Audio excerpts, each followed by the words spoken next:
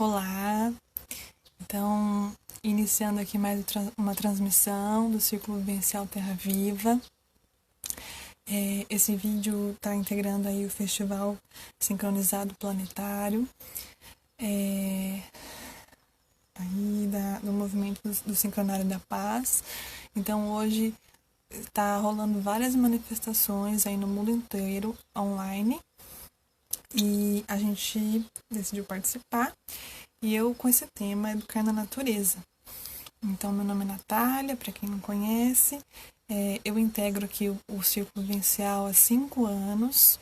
Eu venho de um caminho de busca, né? De um viver mais integrado na natureza, integrado com a espiritualidade também, com o jardim, né? Com outras práticas aí, todas as práticas que favoreçam o desenvolvimento humano. E fiz uma formação holística e sempre tive também um encantamento pelas crianças, né? Há 3 anos eu me tornei mãe, então isso também ganhou um outro lugar, uma outra relevância, né, no meu caminho. E queria compartilhar com vocês, né, hoje, como que esse nosso ambiente, que é um ambiente natural, né, então a gente procura aí ter um viver bem simples, bem alinhado com a consciência planetária, além da nossa consciência humana, e também com a unificação de todas as coisas, né? Então, como a gente atende nossas necessidades e ao mesmo tempo caminha junto com a terra. Então a gente desenvolve o jardim, de onde vem a maior parte do nosso alimento, dos nossos remédios, a bioconstrução, né? Nossas construções todas de barro, de materiais naturais e práticas espirituais, todas as práticas, estudos de práticas de medicina natural. E aí a educação vem aí como um tema também, principalmente com essa experiência com os nossos filhos, né? Mas pensando também nas crianças como seres assim que merecem muito nosso olhar, nossa presença, e pensando nesse ambiente natural como potencial para o desenvolvimento das crianças, né? Então, vou falar um pouquinho das características e das necessidades das crianças até os 7 anos, principalmente, né? Que é o período que tem a formação de hábitos da criança, o período em que a criança está mais aberta para receber essa experiência da encarnação terrena, né? Então, nesses primeiros 7 anos, a criança está preparando a casa dela para ela vivenciar a vida toda, né?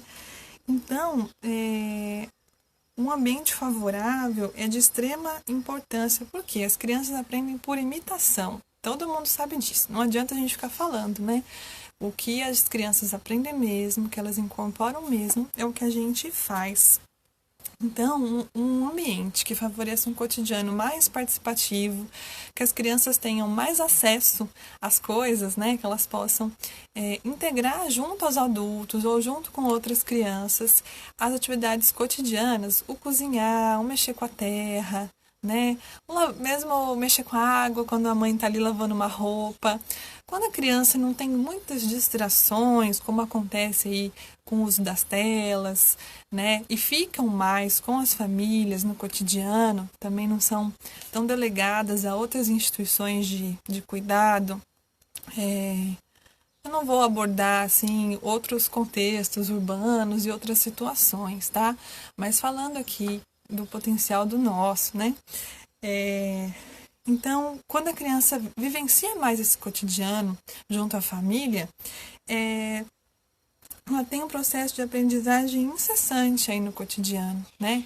Então, o Padma mesmo, eu lembro que, o Padma, meu filho, né, de 3 anos, eu lembro que a primeira manifestação que ele teve de reconhecimento de cores foi por conta de reconhecer as frutas verdes das maduras. Eu nem falava para ele que era verde, que era vermelha. Ele era muito pequeno, mas eu percebi que ele diferenciava. Quando ele queria pegar muito as acerolas verdes, e eu falava que não estava madura. Quando mudou a cor, ele ficou encantado, né? E foi a primeira sacada dele da questão das cores. isso é só um exemplo, né? Então, cozinhar, assim, mesmo tem inúmeras coisas, noções de tamanho, de peso, do que mistura, né? Então, a criança, brincando, ela vai aprendendo a se cuidar, né? E a ter um olhar investigativo e observador em relação ao ambiente. Ela não fica numa situação paralela, né? Ali no brinquedinho, na coisa. Embora os brinquedos são mediadores e também muitas vezes têm um papel importante. Mas muitas vezes eles são galinhos, pedrinhas, coisinhas ali que estão disponíveis para a criação da criança, né?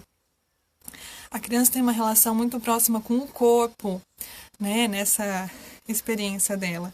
Então, o corpo é um laboratório do brincar. O corpo está em constante exercício. A criança precisa de movimento, precisa correr, pular, se sujar, né? E um ambiente que seja mais livre aí, que ela tenha realmente espaço, que ela possa lidar com a terra, com a água, que ela possa acender um foguinho ali. Lógico, sempre acompanhada, né? Isso dá uma experiência muito rica. E além da experiência física, uma experiência de elaboração emocional também, né? Então, emocional porque quando a criança está em contato com essas coisas, ela está integrada, né? Ela está com o corpo ali, a mente dela está investigando aquilo, né? Tá atenta àquilo, porque a criança é muita presença, né? E ela está integrando todas essas sensações. O ritmo é uma questão muito importante para as crianças, né? Como que se organiza essa rotina dela. E na natureza, naturalmente, a gente tem um ritmo. Por exemplo, agora o sol já está se pondo, né? Eu estou aqui com uma luzinha, porque a gente aqui não tem energia elétrica. Então, nesse momento, a gente já está se recolhendo, já está se preparando aí para comer, para dormir, conversar um pouco, né? E já ir se recolhendo. Então, naturalmente, a criança já vivencia isso, né? Momentos de expandir, momentos de recolher. Novamente, uma experiência concreta junto a uma elaboração emocional. A questão das estações, né? Então, as brincadeiras mudam. Quando tá frio, quando tá calor, quando tá chovendo. E isso é muito legal, né? Dentro de um contexto urbano, muitas vezes nada muda, né? Então, a relação muito com um espaço fechado e às vezes mediado por brinquedo, por tela. Então, essa experiência de criatividade, embora continue existindo, porque isso é parte de um impulso vital da criança e do humano, né? Ele é bem mais limitado, né? Num contexto mais fechado. Deixa eu ver o que mais que é legal de compartilhar com vocês. Nessa fase, principalmente, a criança ela é fundida emocionalmente com o adulto, né? Ela não tem ainda condição de se separar nesse sentido. Então, ela vai sentir muito o que está se passando no ambiente, né? E na pedagogia Waldorf, essa é a fase que eles falam que a criança tem para aprender as bondades do mundo. Então, um ambiente favorável, ele é assim de extrema importância nesse período. Um ambiente favorável no sentido também das relações. Então, relações coesas, relações de respeito, em relação à natureza, né? Se a criança vive ali, planta o alimento dela, acompanha aquela plantinha, acompanha o movimento dos animais e tudo que está envolvido aí nesse contexto, a relação dela com o ambiente vai ser muito integrada. Então, é até difícil a gente falar assim, nesse sentido, a gente pensar atividade de consciência ambiental. Lá na frente, a criança na escola vai ter aquilo lá, falar do lixo, falar de sustentabilidade, que são coisas importantes, sim, né? A gente não descarta essa importância. Mas, se a criança vivenciar isso desde o começo e tiver ali um coletivo que sustente esses valores, né? E uma realidade concreta que sustente esses valores, né? Que ela tem exemplos ali diários, isso vai ser muito mais natural, né? E pensando aí nas próximas gerações, né? Isso também, se a gente pensar maior, isso também facilita aí um caminho de maior cuidado com o planeta, né? A criança, nesse ambiente, ela tem muito mais chance de desenvolver a autonomia, a independência dela, né?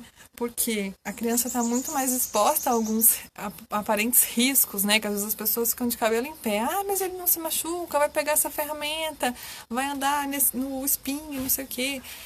Muitas vezes sim, muitas vezes acontecem, né? Pequenos acidentes, né? Nada grave, mas acontece. E a gente precisa estar sempre cuidando, sempre presente. Mas a criança ela aprende a escolher os riscos que ela vai correr, né? Porque ela tem oportunidade de explorar esse espaço, né?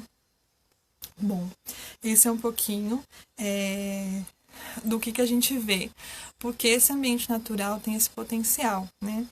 Agora, algumas outras questões, que é o que a gente gostaria de focar nessa transmissão, né? Passado um pouco aí dessa primeira infância, a criança começa a ter necessidades mais complexas, né? Se tornar realmente humana. E as necessidades mais sociais, mais culturais, então de ter experiências mais amplas nesse sentido social. E a gente vê aí a importância de ter um coletivo que sustente esse viver, né? Nesse espaço, que sustente esse encantamento, que o ambiente continua maravilhoso e potencializador a vida toda, né? Tantas tradições espirituais falam sobre isso, da natureza como esse veículo, né? De transformação, de libertação para a gente. Mas precisa de um coletivo que sustente isso perante as crianças, né? A gente, por enquanto, é uma família e encontra esse desafio, né? Quando a gente tem um coletivo, então tem uma pessoa lá que toca música, um que pinta, um que mexe com madeira, um que gosta de escrever, um que mexe no jardim. E a criança aí vai crescendo, adolescente, vai podendo desenvolver habilidades, vai podendo achar um lugar nesse espaço, né? E como uma micro-sociedade mesmo, né? E a ideia é formar esse coletivo em cima de outras bases, né? E a gente vê que a gente fala de processo educativo pensando nas crianças, mas a gente vê também que, na verdade, ele é para todos nós, né? Pensando aí nas pessoas mais velhas, a gente vê o quanto que as pessoas, depois da idade considerada produtiva, né? Ficam ali no cotidiano, com o cotidiano esvaziado mesmo, né? Sem ter o que fazer dentro de casa, sem ter aquele espaço. E quando a gente pensa num coletivo, na convivência de idades diferentes, como é importante ali, né, aquele avô, mesmo que não seja o avô de sangue, né, como as pessoas falam, mas que conte uma história, aquele avô que tem toda a paciência do mundo para ouvir, para brincar, né? Ou aquele avô que inspire uma atitude de cuidado da criança, de tolerância da criança.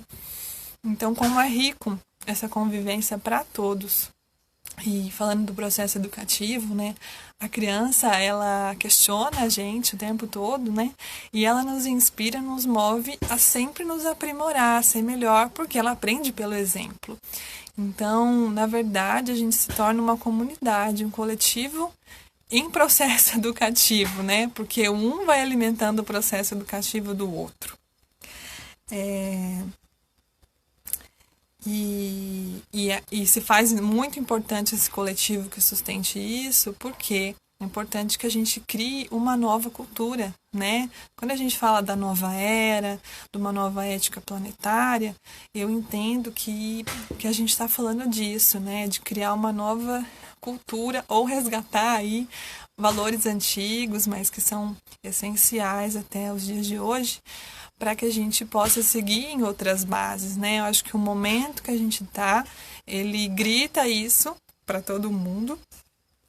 E o nosso caminho aqui no Círculo Vivencial, né? A gente quer deixar claro que é esse, que é de viver em minha natureza e da gente estar em constante processo educativo, todos nós, né? Uma coisa que vocês podem pensar tá bom, mas... E aí, a ideia é manter essas crianças isoladas e tal, né? Bom, a gente não sabe, né, as escolhas que essas crianças vão fazer, as nossas e as que passarem por nós, que vão fazer depois, que se vão seguir nesse caminho, se não. Mas o que eu penso, e a gente aqui do Círculo Vivencial também, olha, a gente vive assim e a gente quer fazer de tudo para que essa maneira seja um modelo possível de se viver, né? E e se não for esse o caminho, vocês vão estar protegidos, né, de muitas influências e fatores artificiais e que foram aí manipulados, né? Então a gente vê essa aproximação com a natureza como um caminho de liberação dessas amarras aí sociais, institucionais, né? Mas que nos demandam, esse caminho ele nos demanda uma presença, uma energia muito grandes, né? Então nós, adultos e pessoas de todas as idades, precisamos também nos colocar abertos e nesse processo de se educar, se curar, né? Então fica o convite, compartilhando aí o nosso desafio de criar de alguma maneira um coletivo que sustente essa nossa busca de educar na natureza, né? Assim que a gente compilou esse tema. E fica esse caminho aberto para a gente conversar. Quem sentir, famílias, pessoas que tenham criança, ou não, que também sintam esse chamado. E fica esse caminho aberto para vocês. Eu vou encerrar essa transmissão, até porque está ficando bem escuro aqui, mas continuo atenta ao movimento de vocês também. Gratidão, a atenção de todos, a energia de todos, e a gente vai se falando. Um abraço.